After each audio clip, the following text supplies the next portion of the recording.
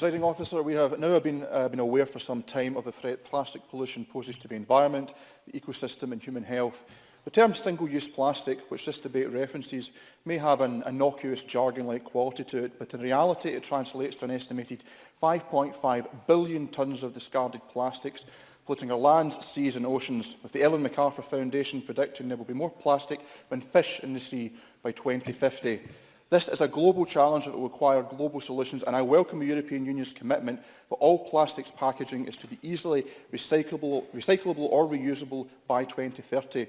The Scottish Government is to be commended for matching that pledge with a ban on single-use plastics by the same year.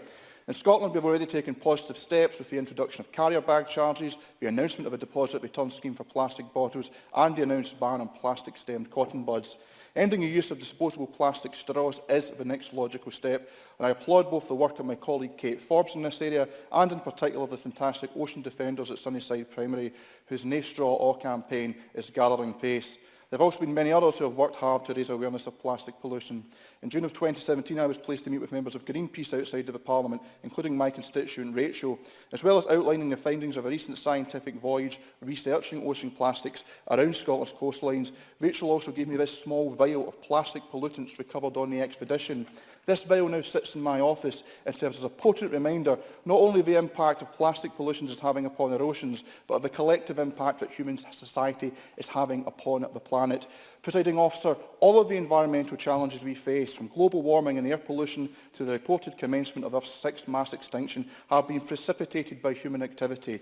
Plastics pollution is only the latest to gain significant public attention.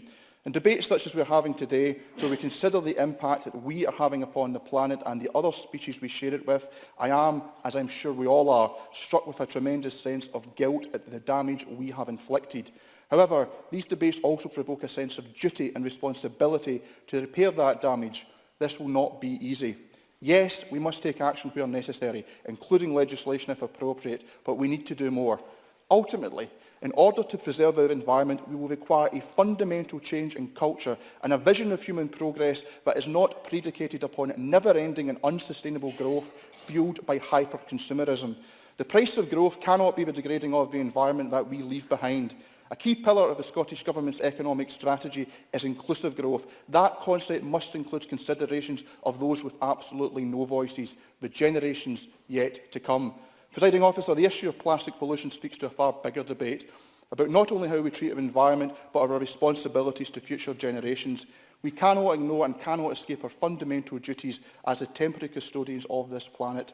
It was perhaps Edmund Burke who put it best when he wrote of society as a partnership, and that, as the ends of such a partnership cannot be obtained in many generations, it becomes a partnership not only between those who are living, but between those who are living, those who are dead and those who are yet to be born. Each contract of each particular state is but a clause in the great primeval contract of eternal society. Presiding Officer, our partnership of the living extends to all communities across the globe, and we each have a duty to bequeath to future generations a planet capable of supporting the complex ecosystems of which we ourselves are a part.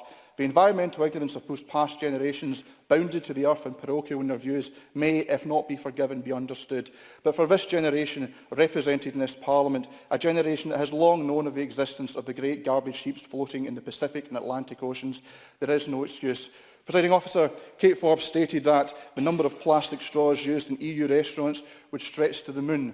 Well, let me say this. Next year will mark the 50th anniversary of the moon landings. Of the many enduring images from the Apollo space programme, it is not that of Neil Armstrong setting foot on the lunar surface that has made the biggest impression on me.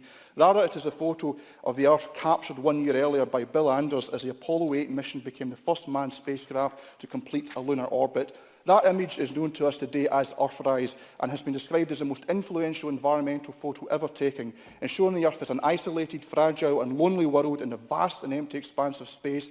It informs a sense of collective global responsibility for our environment more fully than could ever be articulated by words alone. Presiding Officer, in concluding, let us carry that image with us. Let it inform every decision we take in this place. And in this, the year of young people, let us recommit ourselves to pass on our world to the next generation where plastics pollution and exploitation of the environment are the issues of a bygone age.